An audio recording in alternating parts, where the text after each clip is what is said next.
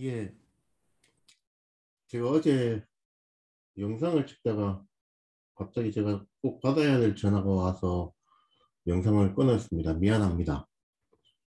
조금 이어서 간단하게 설명을 더 하고 마치도록 하겠습니다. 제가 우리 교재 21페이지 부분에 있어서 심판 대상의 특정 문제를 말씀드리다 말았는데요.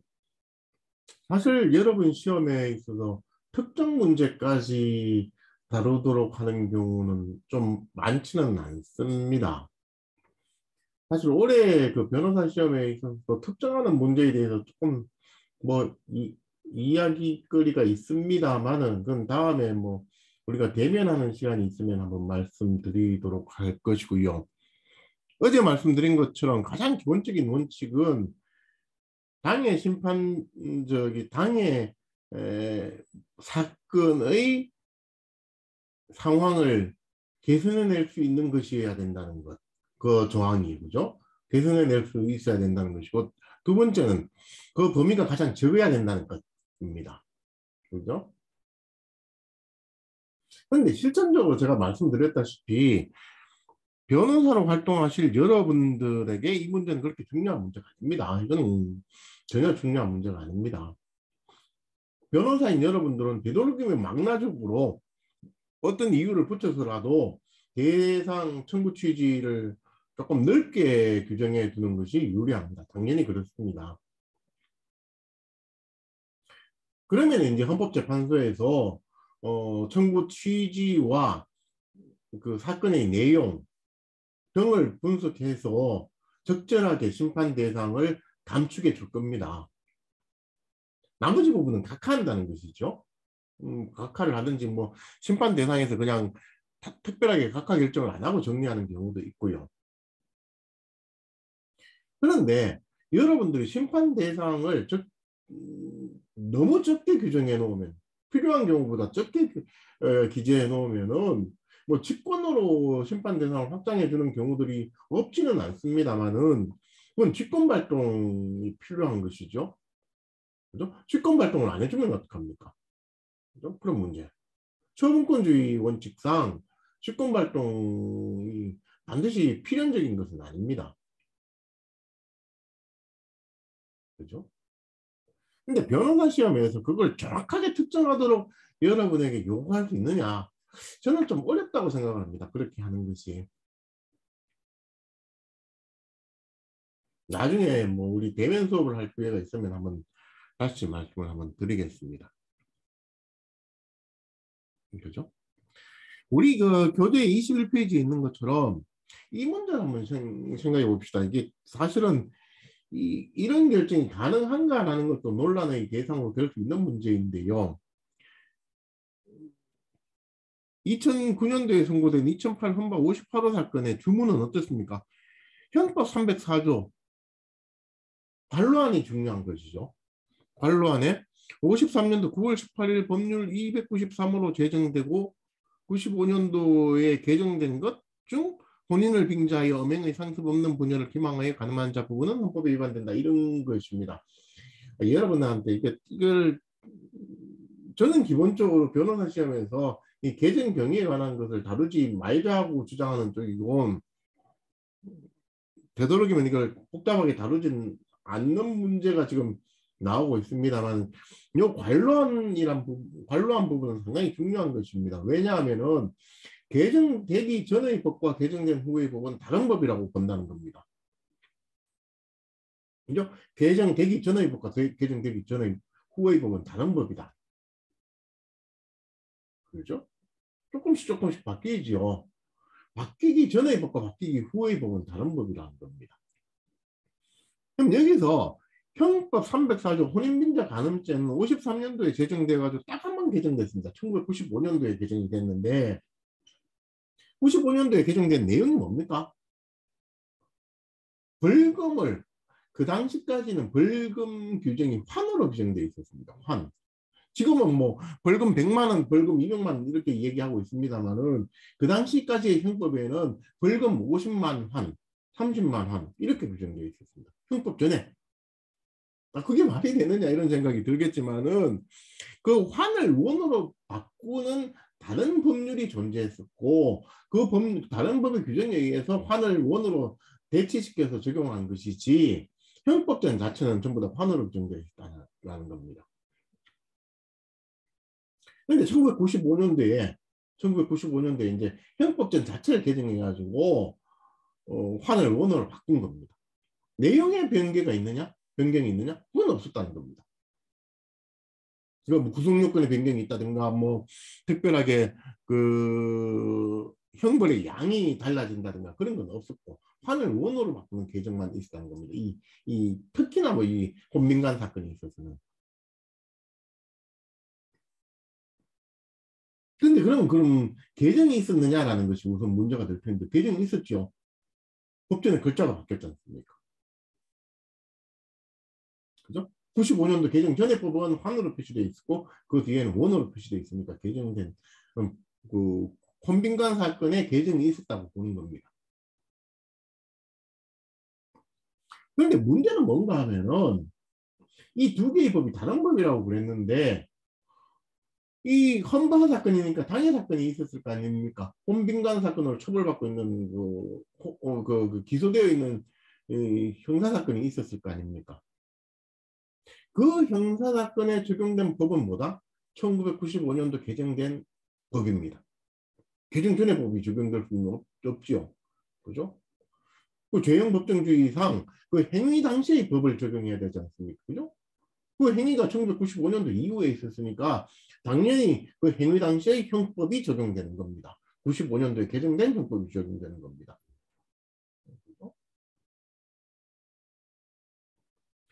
그러면은 그 당해 재판에 혼빈간으로 기소된 당해 피고인에 관해서 재판의 전제성이 있는 규범은 뭐다?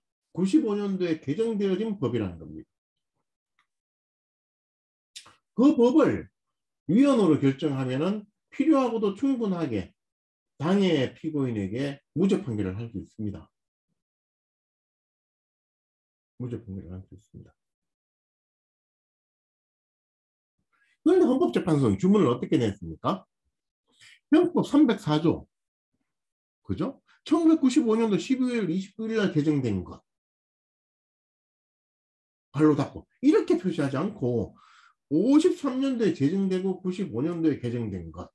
이렇게 표시를 한 겁니다. 그럼 무슨 말입니까? 53년도에서 개정된 이후까지도 다 심판의 대상으로 삼겠고 위헌으로 결정하겠다는 겁니다. 어떻게 보면은 95년도 개정되기 전에 이 부분 재판에 전제성이 없는 법입니다. 그죠? 그러니까 어떻게 보면 헌재가 재판에 전제성이 없는 법에 대해서 위헌 결정을 한 거죠. 그 이유는 뭐냐? 이유는 뭐냐? 헌재가 생각하기에 그 법이나 뭐 내용상 구성요건의 변경도 없고 똑같다는 겁니다. 그럼 똑같으면 개정이 안 된 거죠. 개정이 되었다는 말과 똑같다는 말은 무슨 되는 거 아니겠습니까?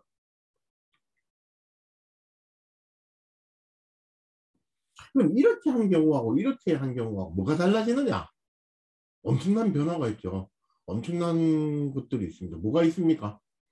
나중에 강의를 하겠습니다만은 형벌조항, 이거는 혼인빙자 간음죄에 관한 혼인빙자 간음죄 형벌조항 아닙니까? 이 형벌조항에 대해서 위헌 결정을 하면은 이 형벌조항으로 유죄 판결을 받았던 사람들이 전부 다 뭘 할 수 있습니까? 재심을 청구할 수 있습니다. 재심을 청구할 수 있다는 말은 무슨 말입니까? 재심을 청구해가지고 무죄 판결을 받을 수 있다는 겁니다. 내가 저기 헌바 사건을 제기해가지고 위헌 결정을 받은 거 아닌데요? 아니죠. 그죠? 나중에 한번 여러분이 찾아보십시오. 헌법재판소법 47조 3항인가요? 그러니까 원칙적으로 형벌에 관한 법률 조항이 아니면은 위헌으로 결정한 날로부터 효력이 상실되고 형벌에 관한 법률 조항은 소급하에 효력이 상실됩니다. 그죠? 2015년도에 뭐 47조 3항 단서가 생기긴 했습니다만 요 사건은 그 단서가 생기기 전이지요. 그러니까 소급해서 형벌이 효력이 상실된다는 겁니다. 그러니까 일반 법률 조항 같으면 헌법재판소가 위헌이다 하고 선고하면 그 날로부터 이제 효력이 없는 것을 전제로 하는 취급이 있어야 되는 것이고, 형벌에 관한 조항은 소급해서 거꾸로 계속 그슬로 올라가 가지고 같이 또 위헌으로 결정된다는 겁니다.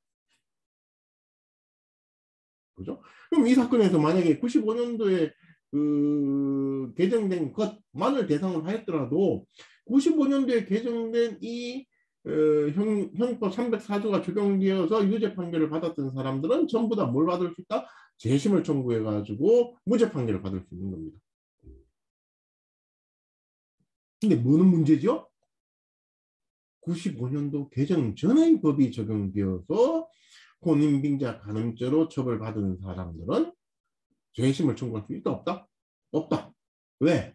그 전의 법에 대해서는 위헌 결정이 없었으니까요. 이게 문제인 겁니다. 헌법재판소는 그걸 부조리하다고 봤죠. 그건 이상하지 않느냐. 그죠? 그래서는 안 되겠다. 그래서 만든 주문이 뭐다? 요와 같은 주문입니다. 53년도에 제정되고 95년도에 개정되기 전의 법에 대해서도 위헌 결정을 하겠다. 재판의 전제성이 있고 없고 그건 난 모르겠다. 라는 겁니다. 그러면 비로소 이 주문에 의해서 비로소 그 전에 95년도 개정 전의 법이 적용되어서 혼인빙자 간음죄 사건으로 처벌받았던 사람들이 전부 다 뭘 할 수 있게 되었다? 재심을 청구해서 무죄 판결을 받게 되었다라는 겁니다. 그럼 재심 청구가 가능한 범위가 무지무지 확장되는 거죠. 무지무지 확장되는 겁니다.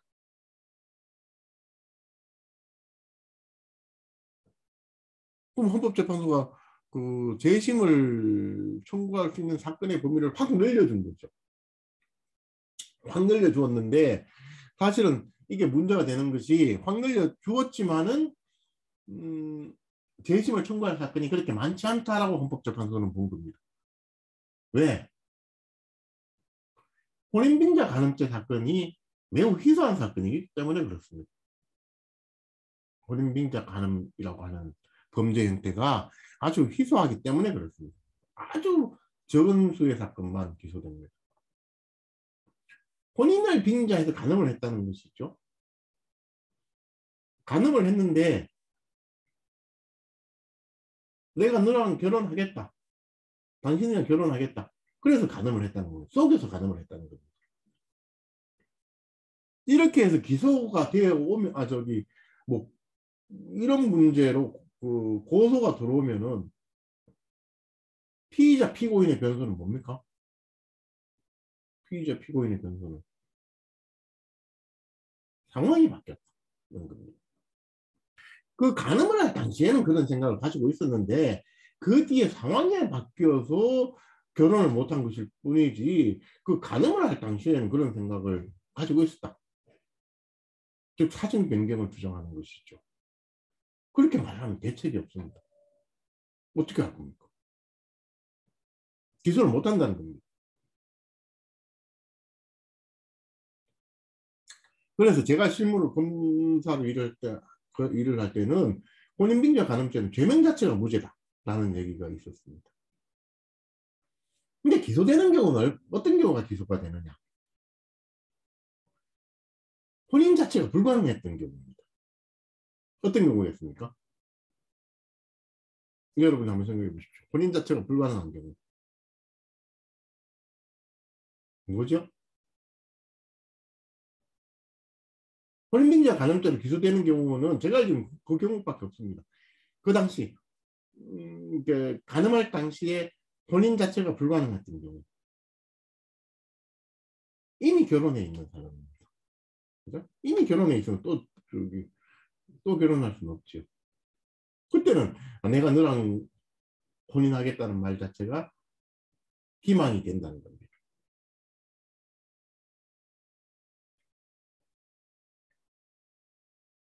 한번 잘 생각해 보십시오. 이거는 사실 형법 그 혼인빙자 간음죄 요 주문은 그 위헌 결정의 소급표의 문제와 관련해서 상당히 재미있는 경우들이 되는 겁니다. 근데 제가 조금만 더 말씀드리면은 뭡니까? 간통죄 사건의 경우도 여러 번 헌법재판소가 위헌이 아니라는 결정을 했었죠. 2009년도인가도 한 번 하고요. 그때까지가 아마 4차 위헌이 아니라는 결정, 이른바 합헌 결정이었을 겁니다. 위헌이 아니다, 위헌이 아니다. 그런데 그 사건에 대해서는 사실은 중간에 95년도 개정도, 그 간통죄 사건은 95년도에 개정도 안 됐어요. 왜 안 됐겠습니까? 왜 안 됐겠습니까? 간통죄 조항을 한번 찾아보십시오. 몇 종까지가 잘 모르겠는데 간통죄는 벌금이 없습니다. 벌금이 없으니까 벌금을 환을 원으로 바꾸는 개정 자체가 없는 겁니다. 그러니까 1953년도에 개정돼가지고 현재까지도 그대로 유지, 문제는 그 위헌 결정으로 인해 가지고 없어졌습니다만은 계속 유지되다가 위헌 결정으로 인해서 폐지된 겁니다. 그런데 그 간통죄 사건에 대해서는 2009년도까지 네 번째 합헌 결정이 있었습니다만은 입법자가 보기에는 도저히 불안했던 겁니다. 헌법재판소가 아무리 생각해봐도 위헌 결정을 할 것 같다. 간통죄 조항에 대해서. 그럼 간통죄 조항에서 위헌 결정을 하면 어떻게 되죠? 1953년도에 거슬러 올라가 가지고 효력이 미치는 거고, 위헌 결정에 효력이 미치는 거고, 그럼 뭐 그때부터 간통죄 조항으로 처벌받았던 사람들이 전부 다 뭘 할 수 있다? 재심을 청구할 수 있게 된다는 겁니다. 그죠? 이와 헌민관처럼 중간에 95년도에 잘라져 있지도 않으니까 그냥 자연스럽게 53년도에 제정된 때로부터 의 간통죄 규정이 위헌 결정되는 겁니다. 요거하고 똑같아지는 거죠. 헌민관하고 똑같아지는 겁니다. 근데 이 사태는 용인할 수 없다라는 겁니다. 왜 그렇겠습니까? 왜 그렇겠습니까? 헌민관은 아주 희소하다고 그랬는데 간통은 희소하지 않습니다. 간통은 희소하지 않습니다. 간통은 꽤 많은 종류의 범죄입니다. 물론 뭐 사기만큼 많은 건 아니지만 우리나라 범죄의 대부분은 사기입니다. 그러니까 입법자가 생각하기 불안한 겁니다. 모든 간통죄로 처벌받았던 사람들을 전부 다 재심으로 무죄를 해줘야 된다? 그 어떻게 보면 사법의 낭비기도 하지만은 또 하나 중요한 게 뭐가 있겠습니까, 여러분? 돈의 문제입니다. 돈, 돈. 왜 돈이 문제가 되겠습니까? 응? 왜 돈이 문제가 되겠습니까? 우리 헌법에 뭐가 있습니까? 28조를 보시면은 28조를 한번 보십시오. 28조 형사 피의자 또는 형사 피고인으로 구금되었던 자가 법률이 정하는 불기소 처분을 받거나 무죄 판결을 받은 때에는 법률이 정하는 바에 의하여 국가에 정당한 보상을 청구합니다. 형사보상 청구권입니다. 그리고 아까 제가 중요한 말씀을 드렸죠. 간통은 벌금이 없다. 간통은 인정되면 다 징역을 산다. 제가 검사를 할 때도 그렇습니다만은 간통죄는 인정되면 기본적으로 다 구속입니다. 원칙적으로 구속입니다. 구속이 되면은 나중에 집행유예 판결을 받아도 그죠? 미결 구금이 있는 거죠. 그죠? 미결 구금이 생기는 겁니다. 구속된 기간은 최소한 있는 것이니까요. 집행유예 없으면은 그 기결 구금이 또 생기는 거고요. 그럼 그 사람들한테 뭘 해줘야 됩니까? 이 돈을 내줘야 되는 겁니다. 형사보상금을 줘야 되는 겁니다. 그게 적지 않습니다. 지금 형사보상금이 하루에 한 10만 원 정도 되는 걸로 알고 있는데요. 징역 1년이면 얼마를 줘야 됩니까? 10만 원, 100만 원, 1000만 원, 맞나? 100만, 1000만.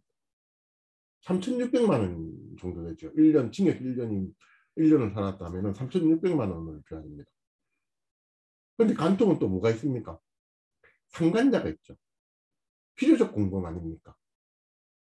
그러니까 간통죄 한 건이면은 얼마를 줘야 됩니까? 7천만 원 넘게 형사보상금을 줘야 됩니다. 무죄 판결을 해줘야 되고 무죄 판결 뒤에 형사보상금 각 3,600만 원, 징역 1년이 선고됐다고 본다면 각 3,600만 원씩 형사보상금을 줘야 되는 겁니다. 아마 저는 그 형사보상금에 관한 문제가 상당히 본질적인 문제였다고 생각을 하는데, 그래서 입법자가 뭐라 했습니까? 2014년도 5월 14일인가요? 헌법재판소법 47조 3항 단서를 만들어낸 겁니다. 뭐라고 만들었습니까? 형벌 조항에 대해서는 소급하기 효력을 상실한다. 그런데 단 종전에 합헌 결정이 있으면 그 다음 날로 소급하기 효력이 상실한다. 이렇게 정한 겁니다.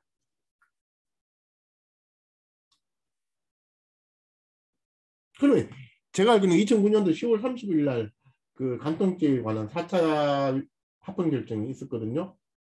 그럼 2015년도 2월 달에 간통죄 조항에 위헌 결정을 했죠. 그 위헌 결정을 했는데 그 뒤에 14년도에 법을 개정하고 나서 그 다음에 바로 헌재가 위헌을 결정했습니다. 2015년도 2월 달에 위헌 결정을 했는데 그 소급표가 1953년도로 거슬러 올라가지 않고 어디로만 거슬러 올라간다? 2009년도 10월 31일까지만 거슬러 올라간다. 이런 겁니다.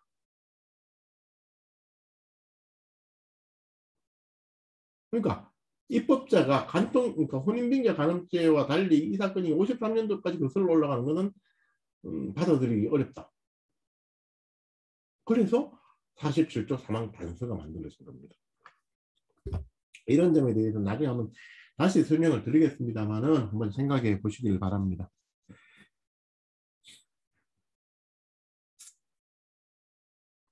그 다음에 뭐 여기 2002년도 8월 28일 날 2001 헌마 788 이게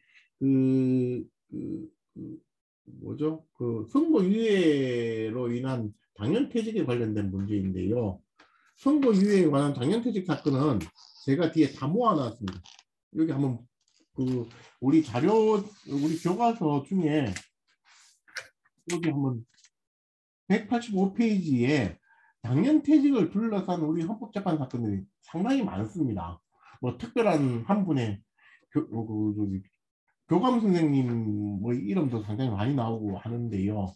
이게 똑같은 쟁점인데 여러 가지 방면에서 논점들을 제시해주고 있는 사건입니다.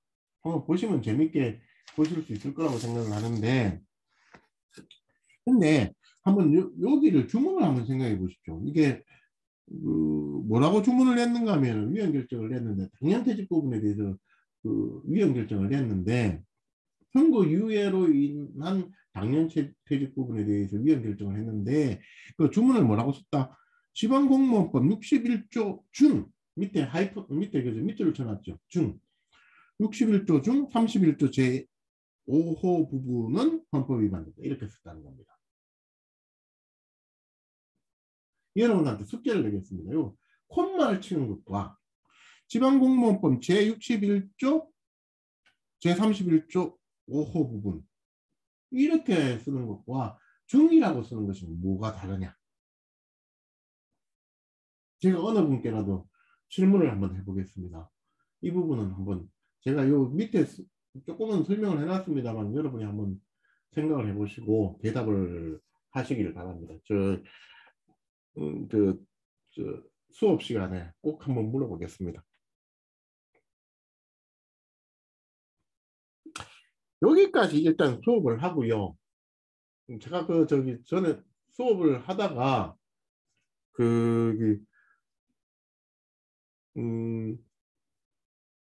과실 책임주의가 과실이 있으면 책임이 있다는 것이냐, 과실 없으면 책임 없다는 것이냐 라는 것에 관한 설명을 좀 하다가 말았는데요.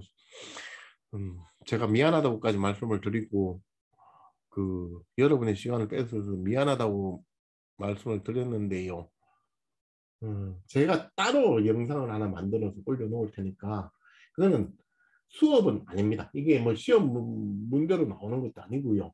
뭐 전혀 여러분 수업하고도 관련이 없고 여러분 시험하고도 관련이 없습니다. 그런데 혹시 철학적으로 이 부분에 관심이 있으면 한번 들어보시길 바랍니다.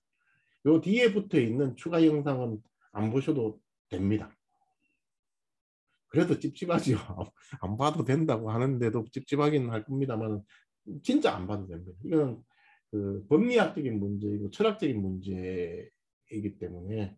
근데 여러분들이 조금 더 법학을 체계적으로 조금 생각할 수 있는 어떤 여지는 만들어지지 않을까 싶은 생각이 들어서 제가 조금 영상을 만들어 봤습니다. 이걸 수업 시간에 뭐 장황하게 설명을 하기에는 제가 지난 시간에 말씀드린 것처럼 여러분의 귀한 시간을 뺏는 것 같아서 좀 미안하기는 했습니다. 그런데 이야기는 꺼내놓고 마무리를 못 지어서 저로서도 좀 찜찜한 면이 있어서 따로 그 뭐죠? 그 저기 영화를 보면 뒤에 뭐, 저 뭡니까 그 NG 영상들 모아서 보여드리는 것처럼 뭐 추가 영상을 조금 보여드릴 테니까 관심 있으시면 보시길 바랍니다. 꼭 보셔야 되는 건 아닙니다. 분명합니다. 이건 뭐 제가 질문할 것도 아니고 뭐 따로 수업을 위해서 보실 필요는 없습니다. 예, 그건 추가 영상이라는 제목으로 붙여놓겠습니다. 예, 고생하셨습니다.